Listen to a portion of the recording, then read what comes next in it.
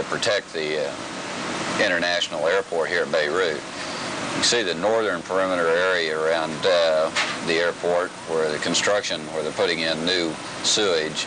We're approaching Alpha Company's command post area, located directly below us at this time, and picking up the 81 mortars and tanks area. As we come by LS Red, we'll be proceeding on down into the vicinity of Charlie Company, which occupies the southernmost perimeter security area.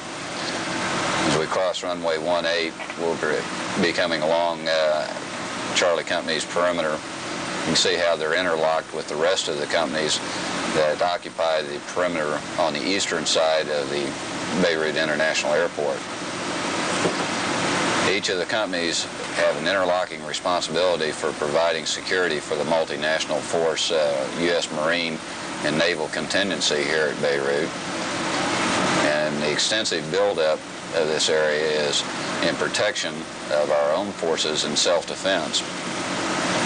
We're located primarily along the eastern perimeter of Beirut International Airport. Directly below, we're coming up the eastern side of the airport, and we get an overview of the airport itself, as you can see out over the sea and runway 18 in the background. Now we're getting a panning shot of the airport buildings and hangar facilities. We'll be turning out to the east and proceeding over towards checkpoint 69, which is located directly below us at this time. Checkpoint 69 is a Marine occupied checkpoint, which is manned jointly with the Lebanese Armed Forces for security into what we refer to as Hooterville, which you're seeing at this time. Hooterville is primarily a Shiite Muslim area and is located to the east and north of Beirut International Airport. We're going to proceed over to the Arab University, which is occupied by Bravo Company. The library at the university, which you see at this time, is occupied by Bravo Company and provides the farthest east security element for the multinational force. The Arab University has 2,500 students, and there's an extensive amount of construction to restore it back to its original condition from the Civil War and the Israeli invasion. As we come around the university, you can see the course, the CP for the command post and a couple of the positions. Traffic along the side road, which you've heard so much about, and a tobacco processing plant, which is located due east of the university. We'll be coming along at this time. You see the command post for the Israeli Defense Force and some of the tank and armored personnel carriers that they have there. We'll turn off to the west and head back towards the airport, pass by what we refer to as Hooterville, which again, as I say, is a Shiite Muslim community and is extensively occupied around immediately to the east and to the north of the airfield. We've had some pretty good success. They're fairly friendly people, very little trouble in any respects with people that are located in this community. They've been quite congenial with us. You can see the perimeter road of the airport and runway 21 as we come around it. We'll be proceeding around to do a overhead reconnaissance of Rock Base. I'm turning in now. This is a part of the Hooterville located directly to the north of the runway 21, which is where we and HMM 162 primarily operate out of. You can see LS Red and some of the perimeter positions. This is one of the old Boeing 707s that was destroyed in the upper right-hand corner. Now it's off of your picture, but we're starting to get Rock Base with the camouflage nets and the various positions at Rock Base and the flight line. You'll see the HMM 162 sign on the flight line and various equipment that are associated with it. This Boeing 707 is a remnant from the Israeli invasion last year. It's one of two. It's the second one that was brought in position, and it's being scrapped. Our position for the squadron is not that large compared to the rest of the compound, but it's well organized. We'll move off, and we're coming along Charlie Battery, which it provides the heavy fire support in our defensive role here, should it be necessary, with the M198 howitzer, the 155 millimeter howitzer.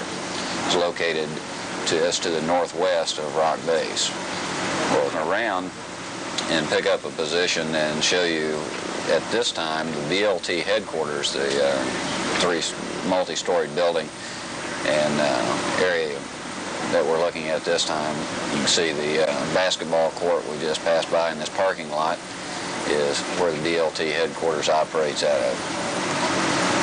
We'll also be taking a look at the MSSG motor pool we just passed by, and the MAU headquarters directly in the middle of your screen at this time. We'll head on out again past Charlie Battery and proceed on north from Charlie Battery past, here we have Charlie Battery, and again some of Hooterville, which is directly north of the airfield itself.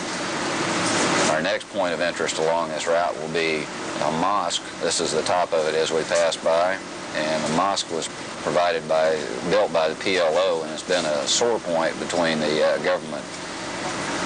Now we're coming up on the Italian contingency, which is located north of the airfield in their sector, which is in the Shaber Shatila PLO refugee area.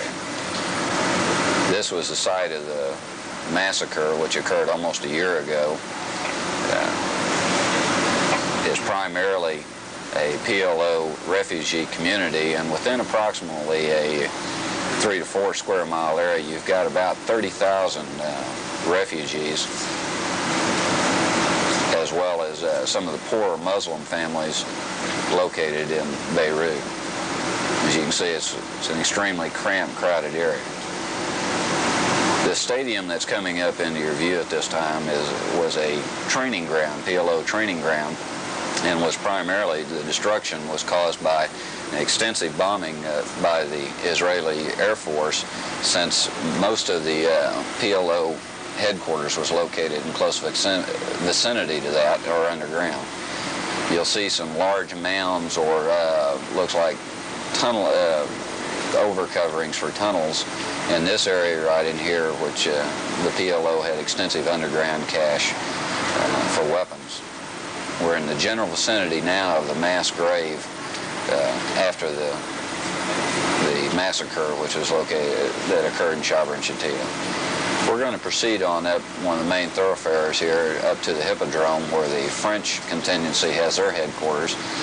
And you'll notice as we come around a large tree area, an extensive amount of trees located in the city. And if you look here closely, you might see that it looks like it's been thinned out quite a bit, and that was due to the bombing and artillery barrages by the Israelis. This was a PLO training camp, and the Israelis went in and bombed it extensively using variable time fuse. They'd cut out the top of the trees.